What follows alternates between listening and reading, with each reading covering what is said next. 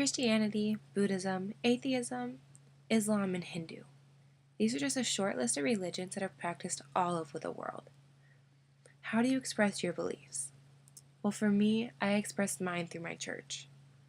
For as long as I could remember, I always went to church. And although my mom and my stepdad never really go, and they probably never will, my grandmother always made me go with her when I was a child. My grandmother is one of those older ladies who always went to church, and she believed that if you didn't go, you were going to hell. And I was always scared when I was little. Who would want to be doomed for the rest of their lives? I couldn't do it, so I always had to go with her. For the longest time, I never really understood why I went to church. It seemed like the pastor said the same thing every Sunday, and we sat in the same spot, and we were surrounded by the same people. It started getting really old and really boring really fast.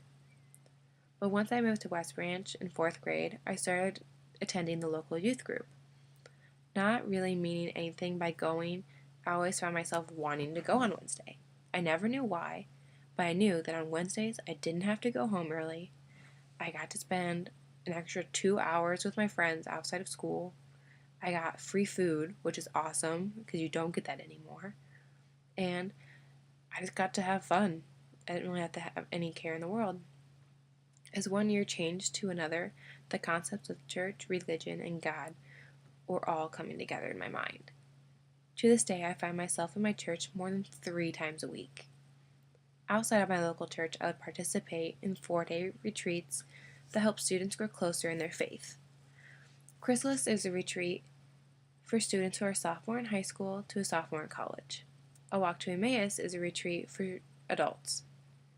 And because of these retreats, I am able to help students and adults who want to be who they really are. And I love the feeling that I get when someone finally understands and knows who they are and who God is.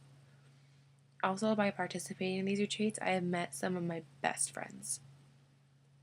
Another event that I participate in is a week-long church camp at the Grinnell University campus. At this camp last year, there were over 500 students, all ranging from the ages of 6th grade to recent graduated high school seniors.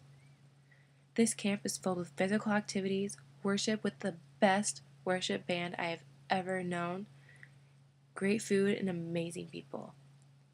And this is the year that I am able to apply for senior staff, which means I have the chance of being a camp counselor. And ever since I was a kid, I always wanted to be a camp counselor.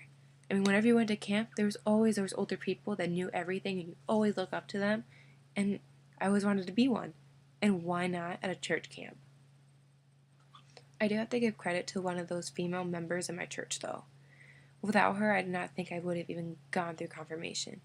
Not only does she push me to the best that I can be, but she pushes me even further, and she's always there for me.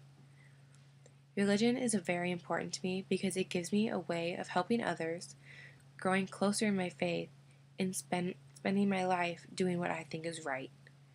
I know a lot of people would not agree with me, but that's just how it is.